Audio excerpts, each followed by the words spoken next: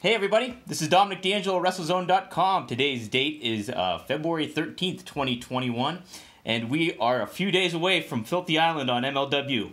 And I'm happy to have with me here today the Canton Crippler himself of Team Filthy, Dom Guarini. Dom, thanks for joining me, brother. No problem. Thanks for having me on today. Yeah, man. So what can you tell us a little bit about... Seems like you guys are running a little bit of financial issues going on here with Filthy Island, but it seems like it all kind of worked out. Can you give us a little... Big news. Money is money. Tom took care of it. We are prepared here in Hawaii, ready for what's going to be the best episode of MLW Fusion ever. Well, I mean, you're in the lineup. You're facing, who is it? Is it Mauna Loa? Is that the person's name you're going up against? Yeah, multiple-time Pan-Pacific champion in amateur wrestling. Also, I heard something about Island Sambo possibly as well. So, Tom, for no expense, got me one of the best. And, Mauna Loa's going to try to come and take the bounty that I put out. This prize fight open challenge. Well, it's going to be... The setup seems very intriguing. I mean, you're on Von Erich's Island, essentially, right? Is that the location, or it's? It seems like they have a little bit of bone of contention with all that. They are not allowed. There's a very common rule on Filthy Island of no Von Erichs, so they will not be allowed to be there. But we are in a remote island off of the coast of Hawaii, as well. There will be no ropes on the ring. The combatants at Filthy Island will have to, get along and to get down with no ropes. Jeez. Well, yeah, there's a couple more matches going on, too. You got the Azteca Jungle fight. Then you got King Mo taking on Low Ki. It's quite the lineup going on, and who knows what the hell else is going to happen with you guys. Yeah, of course, we've got my tag team partner, my best friend and my brother, Kevin Koo. He'll be in action. So we got a lot going on. We're very excited about Filthy Island. And we really do think that it's probably going to be, like I said, the best episode of MLW Fusion, not just this year, but ever. Ever, all time. Well, an all-timer. Let's see. So I spoke with Kevin Koo about probably 2 months ago now at this point, but I asked him what it's like to kind of, I knew you guys tagged beforehand, but now being in MLW and stuff like that. Talk about getting to work with him again on this kind of basis and on a bigger stage as MLW, along just as part of Team Filthy. How's that been for you? Yeah, I mean, getting a chance to work with Kev is probably one of the greatest things that ever happened in my career. Before Kevin and I decided to start teaming, on the independent wrestling scene, we were both kind of remotely popular guys, pretty over. But we developed a pretty good friendship, and we said, you know what? Let's see what we can do here as a team. We took a lot of inspiration from the North and kind of how they were as two very individual singles wrestlers that were very over, and got even more over as a team. And we took a lot of notice at Ring Comp, and also the last team we took a lot of notice at was Red Dragon.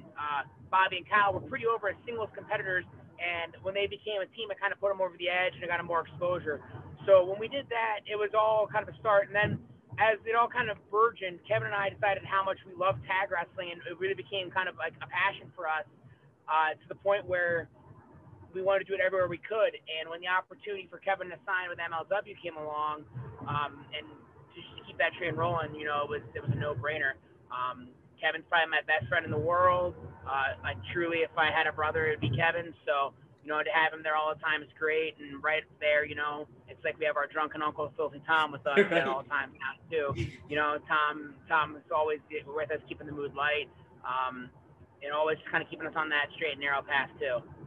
Yeah, Tom, too, mentioned when I talked to him last year, he said that this iteration of Team Filthy, you guys all together, he thinks this is the best run of Team Filthy going yet. Did you kind of have that feeling when you were doing the previous tapings and then going forward too? How do you feel about how it's all being, coming across on YouTube and wherever it may be coming?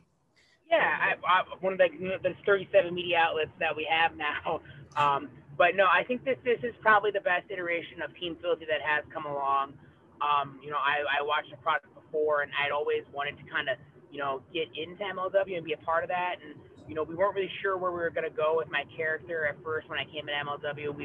We had me calling out Tom, and we had me calling out some guys. And it ended up being after Saturday Super Fight. Court kind of sat down with me and Tom and kind of like, hey, this is the direction we want to get into.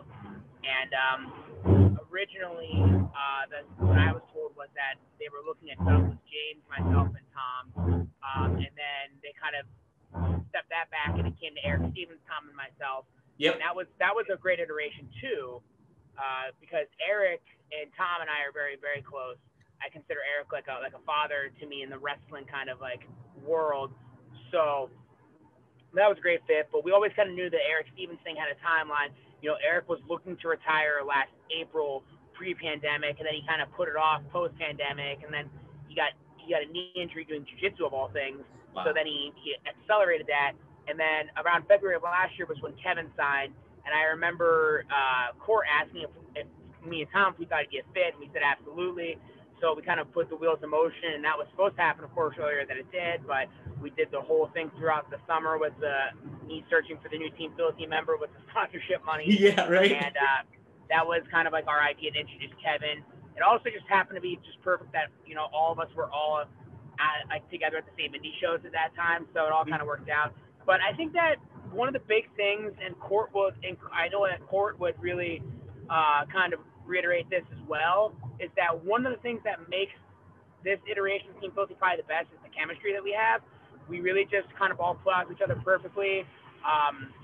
We really just like promos are one take, very similar wrestling minds when it comes to match structure.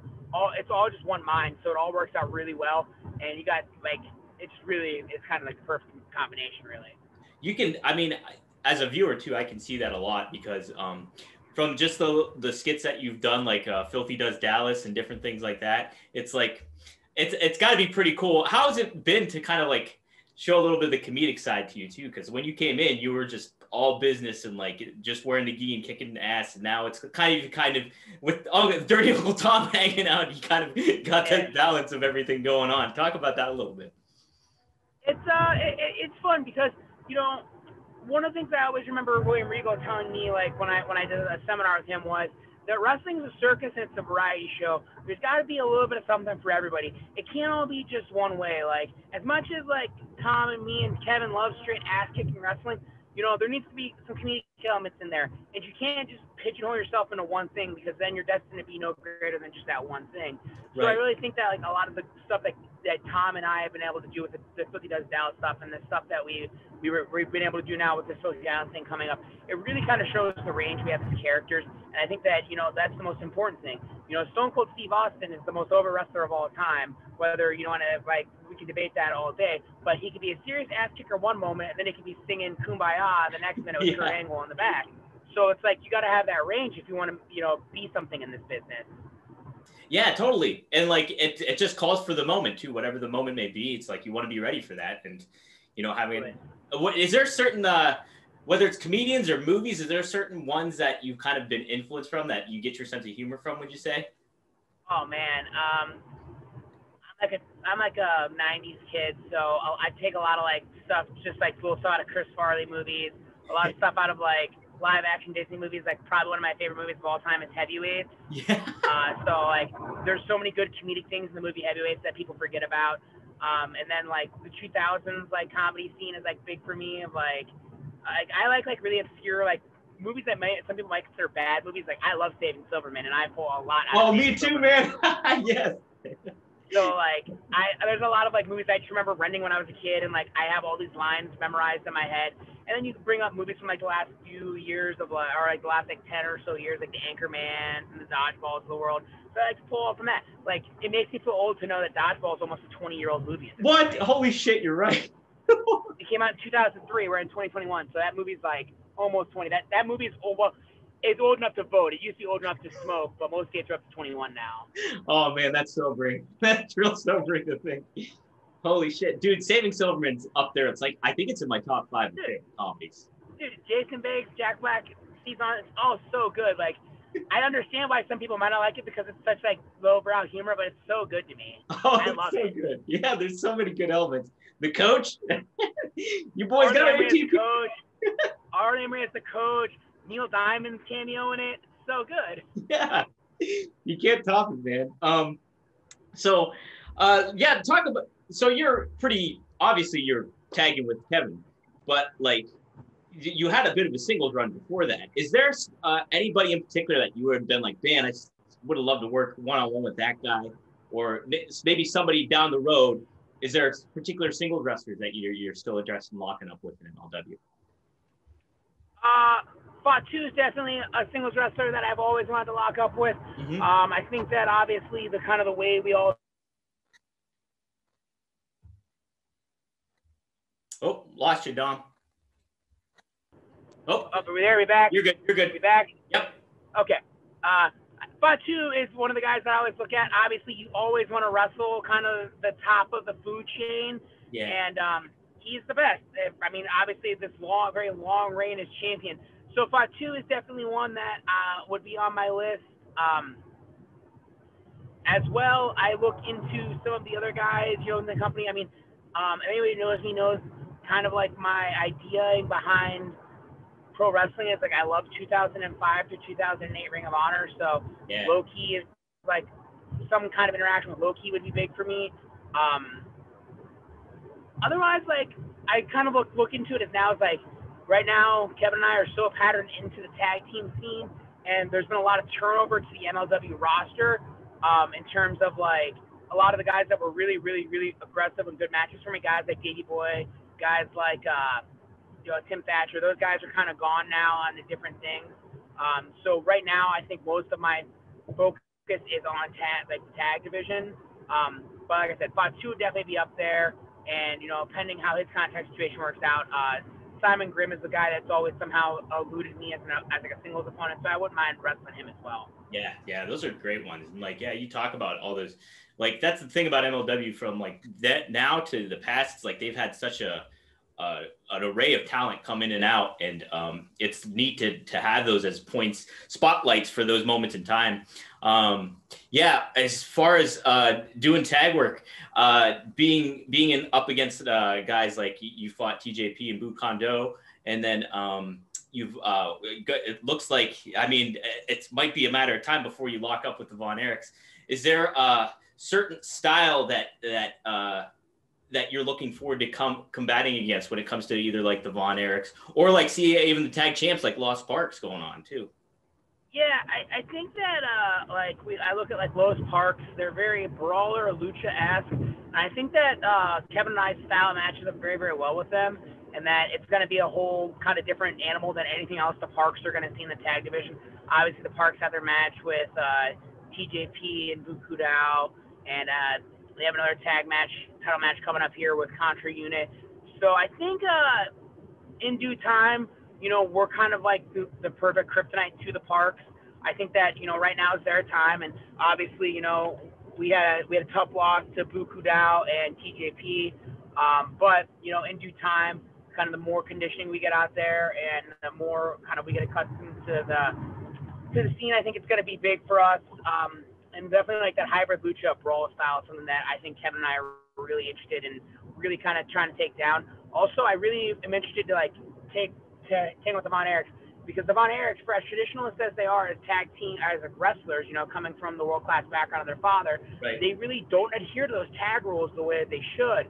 And that's something that Kevin and I are very, very adamant about is, keeping the 5 counts, in line, making sure there's legal tags, things like that. Whereas a lot of these Von Erichs tag matches you see broken down in tornado tags or complete chaos, and then, we're not going to stand for that.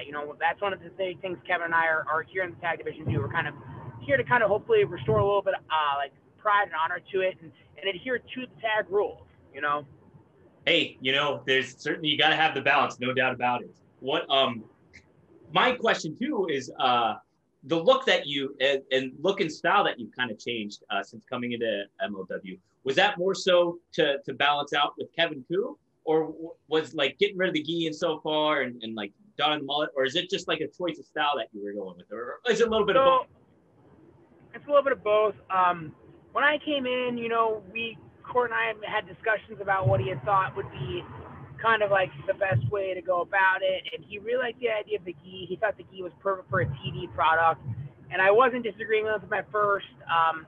It was definitely something I thought, separated me. But when we did the whole idea of we're going to do a tag team, and Kevin and I were very established on the outside as a tag team. I didn't like the aesthetics of Kevin and his gear and me and a gi. I just thought it looked totally bizarre. Out of place. And I think aesthetics are so big, especially with a TV product like MLW. I thought aesthetics were huge. Kevin and I, we had been working on getting, multiple pairs of matching gear. So when I came to Orlando for the tapings, I had my gi and I had everything ready to go, but I pitched to Court that day. I said, I'd really it'd make me more comfortable to wear, this gear. And Court, being a good owner, was more than happy to do it. So that was that. The boots and the hair thing was just the decision I made during the pandemic. The boots just come down to, I guess, my health. I wrestled now for 5 years barefoot. Yeah. I had escaped mostly any injuries. I had one toe injury, but that was it. And it was just kind of the time where I was like, I kind of probably need to put these boots on just to protect myself more than anything. And then the hair was just something that I started at the beginning of last year. I started growing it out, and then when the pandemic hit, I kept growing it out. And I'd always wanted to do a mullet, like in the vein of Mike Pyle from the UFC, but I was very worried about what my normal day job would think. And when you're off from work with because I was laid off for a couple months during the pandemic, I was just like, I'm gonna roll with it. And then I cut my hair like it, and then I went to my office, and my office job was like, oh, your hair's awesome. So it all worked out. Yeah, that's great. And the hair change has been huge, because it's really been a whole different thing. Like, not to say I didn't look good with a normal side cut, but people notice me different now. It's something that gets mentioned every single match I've ever had now. I definitely get different looks walking around places now. I have a good friend who has been watching me since the beginning of my career, and he always told me he thought something was missing from my look. And when I cut my hair like this, he said that was it. He said I always couldn't peg what it was, but now I figured it out. It's your hair. How about that, man? No, I know I don't have to worry about any of that, but when I did, it was like going into work and stuff like that. That's a huge weight off your shoulders when you can pull off something and be okay for that. So absolutely. Yeah. I'll close out with this real quick. You're a Cleveland Browns fan. They had quite the season. What did you think overall, and where do you think they're going to go? And are you pretty optimistic about next year for them all? Oh man. I had said to somebody, when the Browns lost the Chiefs, I said the Cleveland Browns are the longest relationship I've ever had in my life. So for them to do as well as they did this year was amazing. Honestly, I remember preseason, I was praying for 8-8. 8-8 to me was a very valid improvement over the 6-10 we did last year. We had a new coach with no real offseason. I knew we had a lot of talent on the team, but I thought 8-8 would be good, and I'd be very happy with that. The more the season went, 8-8 came to be like, oh, I don't want to go 8-8 now. I want to do better. So to get to the point of playing the Steelers in Week 17, to get in the playoffs, and then everybody saying, oh, we guys are going to get killed by them next week, and then to lay the wood to them the next week, and then to be honestly just a couple plays away from beating arguably one of the best teams in football. The optimism is high here in Cleveland. I'm very optimistic. I'm looking at the schedule next year, trying to figure out win totals already. I'm ready for the draft, which the draft is in Cleveland this year, so it's cool. A lot of optimism here, and a lot of optimism that hasn't been around. The Cavs have been good since I've been alive. The Indians have been good since I've been alive. The Browns have not been good since I've been alive. They obviously, I'm 30, so they were gone for a number of years when I was younger, and now they came back in '99. They've only been in the playoffs once, and they only had one other winning season since '99. So the optimism here is very high because Cleveland is a football town. I even said this to my boss the one day. I said I would trade any single win from the Indians or Cavs the rest of my life for a Browns Super Bowl. Hell yeah, man. I couldn't blame you there. And so we have a lot of optimism. I'm interested to see what they do in free agency. They have a lot of money. I know they're going to do some other moves to free up more money. So I'm just really interested to see what it is. I'm interested to see what they can do with a more full offseason with Kevin Stefanski. I'm interested to see if Odell Beckham buys into the system and we keep him. So overall, I'm really excited for Cleveland Browns football next year. Dude, that running game you guys have too is something else. Like with Chubb and Kareem Hunt, holy smokes, that's a 1-2 punch right there. Oh yeah, it's stout, and you look at it from the stoutness too. That like, that's another thing. Like, are they going to be able to re-sign Nick Chubb this offseason? Like, because like you don't want to get into that dangerous territory of him being the free agent next year. So a lot of stuff, a lot of variables, and it should be a fun offseason for the Browns, and then a fun season come for the Browns. Absolutely, man. No, when the Browns are in the game, I always feel better about the NFL in general. Then it's just like they're a fun team. I'm a Jets fan, so I'm feeling a lot of pain right now. So it's coming down, but hopefully they'll do something. I think they're gonna be on the come up, whether they deal this number 2 pick for a Deshaun Watson, or I heard rumors about Russell Wilson, or if they draft like a Zach Wilson number 2. I think there's a lot of optimism there. I think Robert Saleh is going to be a phenomenal head coach in this league. Oh yeah. So I think that you righted Adam Gase wrong with that hire. So absolutely, I am pumped. Like, I've never been more pumped for a coach, I think, than Saleh, because I just like his attitude. He's amped up. He's positive. It's like we need positivity going here. So anything you can. Oh yeah. Right. Absolutely. Well, cool, man. Absolutely. I think. I just want to get your thoughts on Disney, because I know you and Kev hit it off real big with Disney, and I was like super surprised by that when we were talking in the interview last time. Just talk about that a little. You got to go there not too long ago, right? You guys were there. Yeah, we actually went a couple of days after Christmas as like hey, we had a really good year wrestling, so let's go and celebrate. Yeah, Kevin and I love Disney. It's just like, it's a fun way for us to get away. Honestly, hot take, pandemic Disney is the best Disney. There's only 30% park capacity, so there's way less people. You can get on almost every ride. It's awesome. But it's just something we like to do. It's a real getaway. I always kind of explain this to people like this. You walk into Disney and kind of everything goes away for the 6 to 10 hours that you're there. Yeah. And you just get to go have fun, and you get to become a kid again.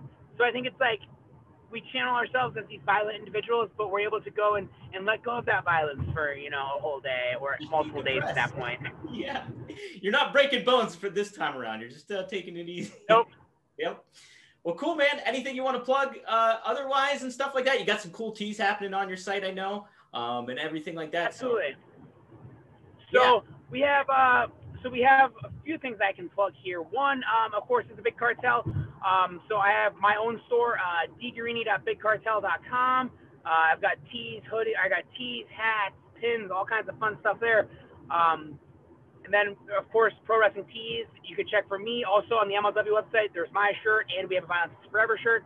So go purchase those.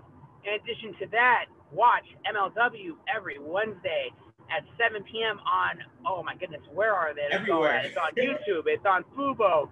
It's on the Roku channel. It's on The Zone. It's everywhere. So watch it there. Watch Saturdays on BN Sports. So there's all of that. And then, slight announcement. I don't know when this interview will drop, but Kevin and I are actually going to have our own themed WrestleMania show this year for IndependentWrestling.tv in conjunction with Southern Underground Pro and Action Wrestling. So Violence is Forever will present Have Fun, Be Sad. That's going to be April 9th at noon in Tampa. Oh, how about that? I saw teas for that too on Kevin's Twitter. I saw teas for that. Yes. So we are going to be in the kind of business of and hopefully everybody's going to be enjoying some Violence is Forever based action WrestleMania weekend. So if you're going to be traveling down there, of course, be safe, in all regards, mask up, but come on out and support us and support. We're going to try to put together a very good card. Yeah, man. I mean, if you guys are on it, and then the balance of independent talent that, are itching to get back into the ring and stuff like that, it should be a good show, Absolutely. man. It should be a good show. Absolutely. Well, cool. Thanks, Dominic, for joining me, and thanks for tuning in, guys. Yep.